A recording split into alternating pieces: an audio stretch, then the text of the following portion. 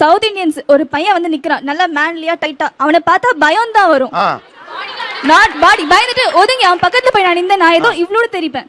கரெக்ட்டா? இது என்னடா எகதாளமா பேசிட்டு இருக்க?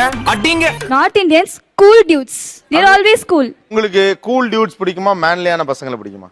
Of course cool dudes. இந்த மாதிரி பேசுறதுக்கு உனக்கு அசிங்கமா இல்ல?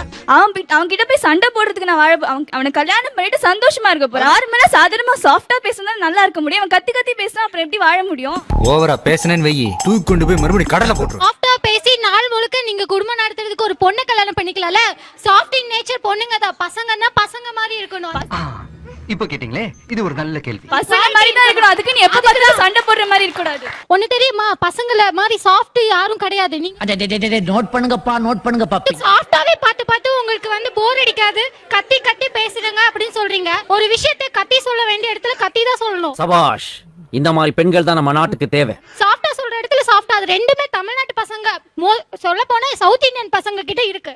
சவுத் இந்தியன் பாய்ஸ் வந்து அவங்க குரல் 2 கிலோமீட்டர் தூரம் வரைக்கும் கேட்கும். அது இல்லாம அவங்க இவ்வளவு பெரிய ஒரு தொப்பையை வச்சுட்டு என்னைக்கு அவங்க கான்ஷியஸ் இருக்காங்க இவ்வளவு பெரிய. எங்க போனாலும் ஒரு லுங்கி, வீட்ல என்ன வேற ட்ரெஸ்ஸே கிடையாது, அது லுங்கி ஒண்ணு வச்சுக்கிட்டு. இதுதான் எங்கள் நாட்டின் ஒரே வில்லேஜ் காஸ்டியூம். நார்த் இந்தியன் பையனை கல்யாணம் பண்ணிக்கணும். சவுத் இந்தியன் பொண்ணு சொல்றா. நார்த் இந்தியன் பசங்க எத்தனையோ பசங்க எங்க பொண்ணுங்களை கல்யாணம் பண்ணி நான் கேள்விப்பட்டேன். ஒரு சவுத் இந்தியன் பையன் கூட நார்த் இந்தியன் பொண்ணு கல்யாணம் பண்ணி நான் கேள்விப்பட்டதே இல்ல.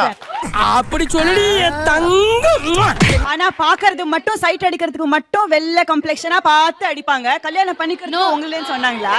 நீயே ஒரு அல்டாப்பு, உன் குடும்பம் எவ்வளவு பெரிய உல்டாப்னு எங்களுக்கு தெரியும்ல. ஃபேஸ் பாத்தீங்கன்னா ரொம்ப பிம்பிள்ஸ் இருக்கும். Dark spots. ஆஹா, ஏதோ சதி நடக்குதே. நிறைய அவ்வளவு ஒரு தேங்காய் எண்ணெய் போட்டுட்டு வராங்க. அந்த எண்ணெய் வடி, அந்த எண்ணெய் தான் மூஞ்சில எல்லாம் வடிஞ்சு இது அது எண்ணெய் வடிகிற முகம். நீங்க சொல்ல வரது அதான். ஏய், என்ன ஒரு எண்ணெய் எடுத்து தலையில போட்டுட்டியா? இல்லங்க, உச்சந்தல காய கூடாதுன்னு உள்ளங்கையில எடுத்து தடவணுங்க. நீங்க யாரை கல்யாணம் பண்ணிருக்கீங்க? South Indian. South Indian. நீங்க சொல்லுங்க, சவுத் இந்தியன் பசங்க அழகா, ஹஸ்பண்ட் அழகா, நார்த் இந்தியன் பசங்க அழகா? கருமா தங்கச்சி, அண்ணே நான் இருக்கேன், நீ யாருக்கும் பயப்படாது. Of course my husband.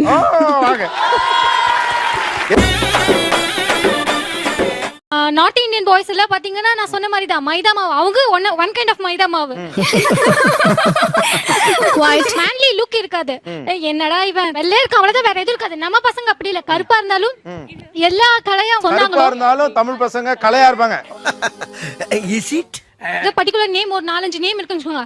இவனை பாக்குறோமா அவனை பாக்க எல்லாம் ஒரே மாதிரி இருப்பாங்க. இங்க ஒவ்வொரு கைண்ட் ஆஃப் அழகு நம்ம பாக்குறோம்.